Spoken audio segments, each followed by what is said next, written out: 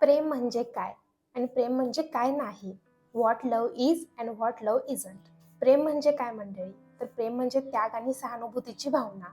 प्रेमामध्ये त्याग हा अगदी अग्रस्थानी असतो. प्रेमात एकत्र ग्रो होणं असतं, एकत्र डेव्हलप होणं असतं. प्रेमामध्ये स्वीकृती असते, सहानुभूती असते आणि समोरच्या व्यक्तीचं नेहमी कल्याण हो ही भावना असते. मग प्रेम म्हणजे नक्की काय नाही? मंडळी, प्रेम म्हणजे व्यवहार नाही, प्रेम म्हणजे कॉन्ट्रॅक्ट नाही, प्रेम म्हणजे पजेशन नाही, प्रेम म्हणजे ताबा नाही आणि प्रेम म्हणजे अनादर तर नक्कीच नाही.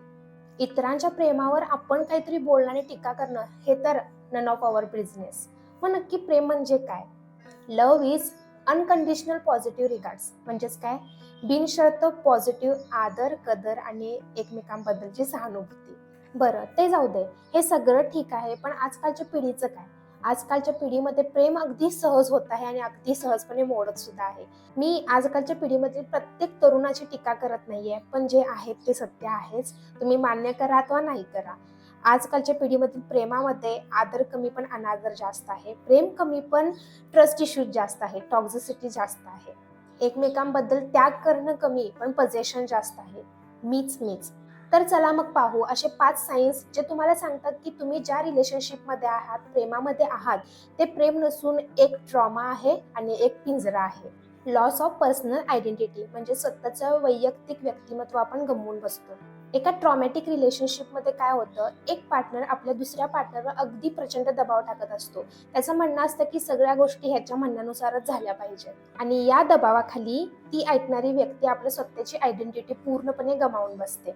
फॉर एक्झाम्पल एक उदाहरण देते तुम्हाला. एका मॉलमध्ये एक जोडपं गेलं, म्हणजे रिलेशनशिपमध्ये असणारे दोघे जण गेले. तिला आवडतो पिंक कलर आणि त्याला आवडतो पर्पल कलर. आणि झालं कसं, त्या मुलाला शर्ट घ्यायचा होता, त्याला एक पर्पल कलरचा शर्ट आवडला सुद्धा. त्यानं तो घ्यायचा पण निश्चित केला, पण त्याचबरोबर आपल्या पार्टनरनी म्हणजेच त्या मुलीने त्याच्यावर दबाव टाकला की मला पिंक कलरचा शर्ट आवडला आहे आणि तो तूच घेतला पाहिजेस. बरं, त्याला तर पर्पल कलरचा आवडलेला आहे. हिने काय केलं, त्याचा पॉइंट ऑफ व्ह्यू, त्याची आवड विचारात घेतली नाही, पण स्वतःचा आवडता रंग पिंक असल्यामुळे त्याला पिंक शर्ट घेण्यातच भाग पाडलं.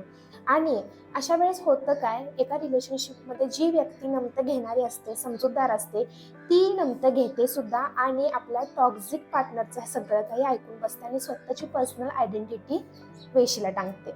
एका ट्रॉमॅटिक रिलेशनशिपमध्ये किंवा अनहेल्दी रिलेशनशिपमध्ये होतं काय, आपली आवड, आपली मतं, आपला पॉइंट ऑफ व्ह्यू आपण आपल्या पार्टनरवर खूपच लादतो.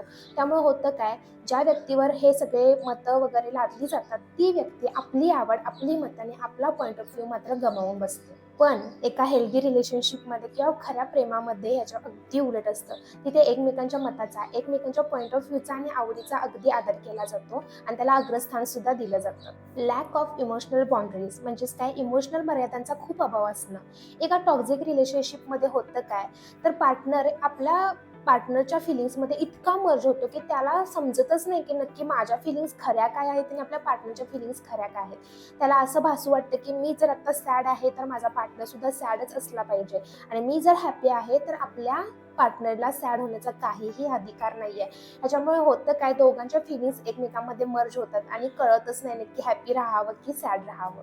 पण एका हेल्दी रिलेशनशिपमध्ये याच्या अगदी उलट असतं. तिथे एकमेकांच्या इमोशनल बाउंड्रीजचा प्रचंड आदर असतो.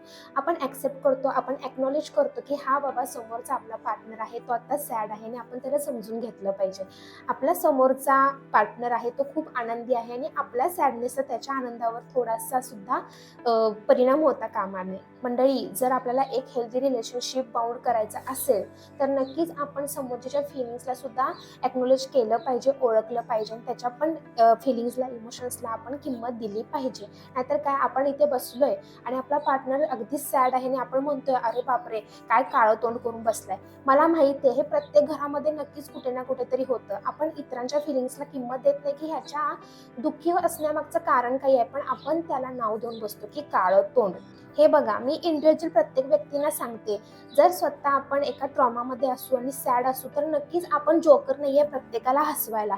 ज्यावेळेस तुम्ही सॅड असाल तर ते दाखवण्याचा सुद्धा अधिकार प्रत्येक व्यक्तीला आहे. असं नाही की समोरच्या व्यक्तीला फक्त आपण हसवलंच पाहिजे आणि त्याच्यामुळे आपण दुःख मनामध्ये साठवून ठेवू आणि आपण आतच खंगत बसू.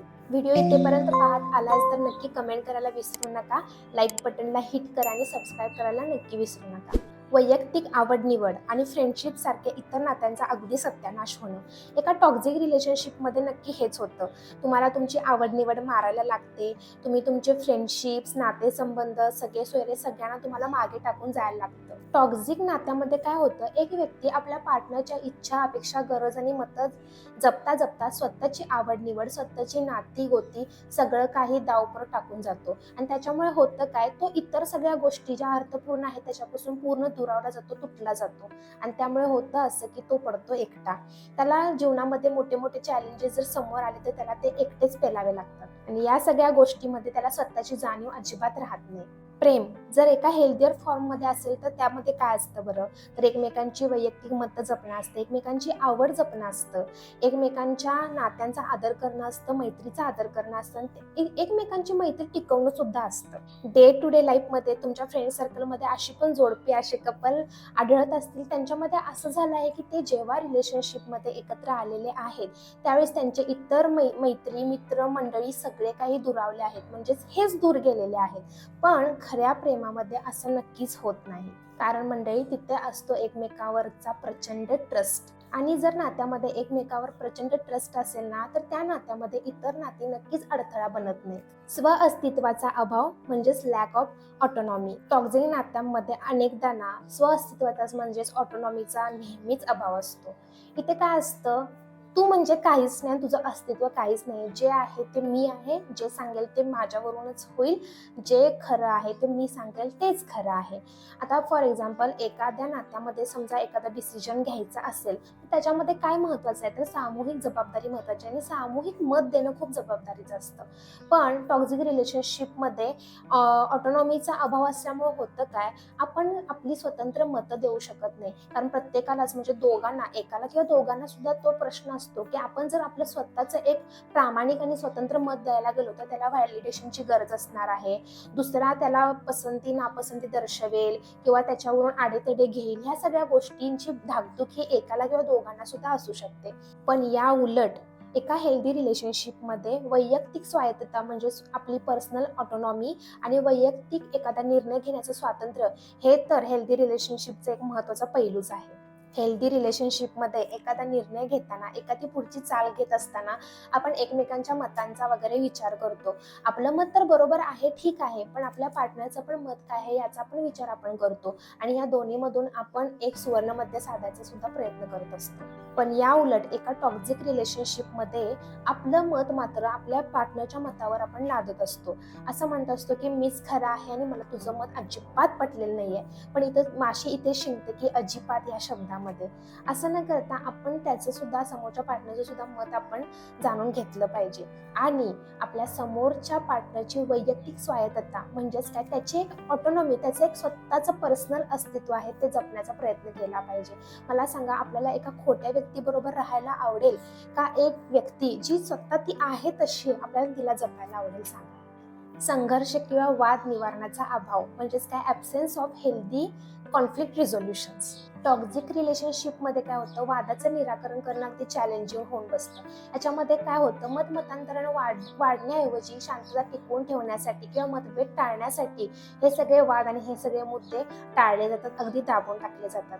पण जितकी एखादी गोष्ट आपण दाबून टाकू तितकीच जास्त तणाव वाढत जातो आणि ती गोष्ट अगदी करून वर येते. या उलट एका हेल्दी रिलेशनशिपमध्ये खुले आणि आदरपूर्वक संवाद असतात. दोन्ही पार्टनर आपापल्या पार्टनरच्या चिंता, गरजा आणि मते मनमोकळेपणाने मांडू शकतात. हेल्दी रिलेशनशिपमध्ये वादाला किंवा संघर्षाला ग्रोथ किंवा अंडरस्टँडिंगसाठी मिळालेली एक संधी समजतात. टॉक्झिक प्रेम आणि एक हेल्दी प्रेम याच्यातला फरक समजून घेणं हे आत्ताच आपलं असणारं नातं टिकवण्यासाठी किंवा एका नवीन नात्याची सुरुवात करण्यासाठी अगदी महत्त्वाचं ठरणार आहे.